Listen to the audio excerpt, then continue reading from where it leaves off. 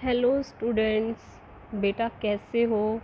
I hope so आप सब अच्छे हैं, घर पर हैं और सुरक्षित हैं।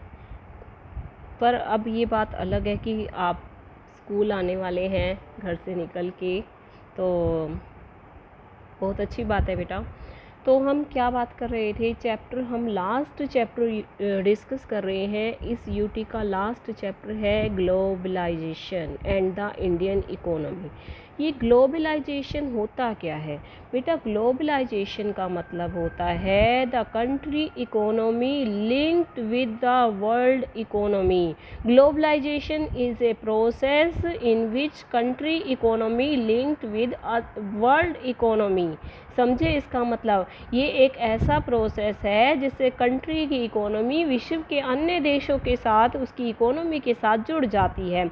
आज का युग है वो ग्लोबलाइजेशन का युग है। कैसे ग्लोबलाइजेशन का युग है भाई? आज हम एक्सपोर्ट कर रहे हैं, सामान को बाहर भेज रहे हैं, तो किसी प्रकार की कोई रेस्ट्रिक्शन नहीं है।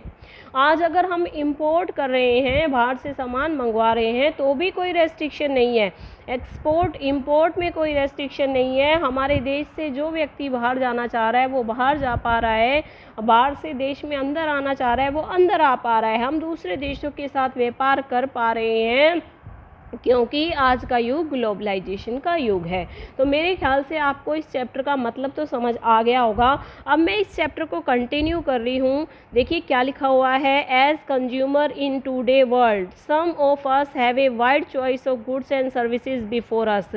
बिल्कुल सही बात है। आज हम कंज्यूमर जो हैं, तो हम देखते हैं कि हमारे सामने आज इंडिया में ही हमें अगर हम साबुन मार्केट में लेने चले तो हमें कई सारी कंपनियों की ब्रांड की साबुन हमें मिल जाएगी।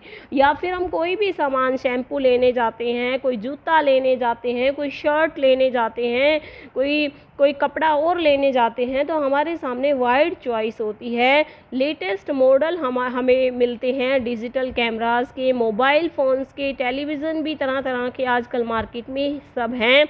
ये सब किसकी वजह से है? क्योंकि वर्ल्ड के मैन्युफैक्चरर जो हैं वो अपना सामान हमारे देश में भी सप्लाई कर रहे हैं, जिसकी वजह से हमें कम कीमत पर अच्छी वस्तुएं मिल पा रही हैं। Every season new models of automobiles, आप देखते हैं इंडियन रोड्स पे नई नई कार्स हैं, वो आपको दिख जाएंगी, बाइक्स दिख जाएंगी। क्या वो सारी इंडिया में बनी हैं? बिल्कुल नहीं, वो विदेशों से भी आई हुई हैं और हमारे देश से बनी हुई चीज़ें विदेशों में गई हैं।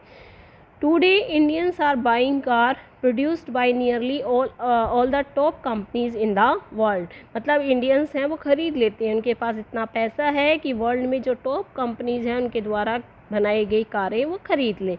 ए similar explosion of the brands can be seen for many other goods, जैसे शर्ट्स, जैसे टेलीविज़न, जैसे फ्रूट जूसेस, वो भी प्रोसेस किए हुए।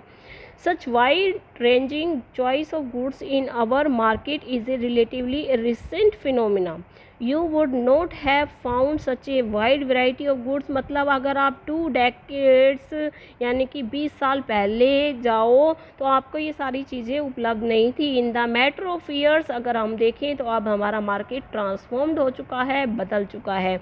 How do we understand this rapid transformation? कैसे समझे इस तेज़ी से हुए रैपिड ट्रांसफॉर्मेशन को? What are the factors that are bringing about this change and कैसे इसने लोगों की लाइफ को इफ़ेक्ट किया? ये सारे क्वेश्चंस का जवाब हमें इस चैप्टर में मिलेगा। और आपको मैं एक बात बता देती हूँ, आज का युग ग्लोबलाइजेशन का युग है और ग्लोबलाइजेशन पॉसिबल हो पाया है एमएनसीज़ की वजह से, मल्टीनेशनल कंपनीज़ की वजह से।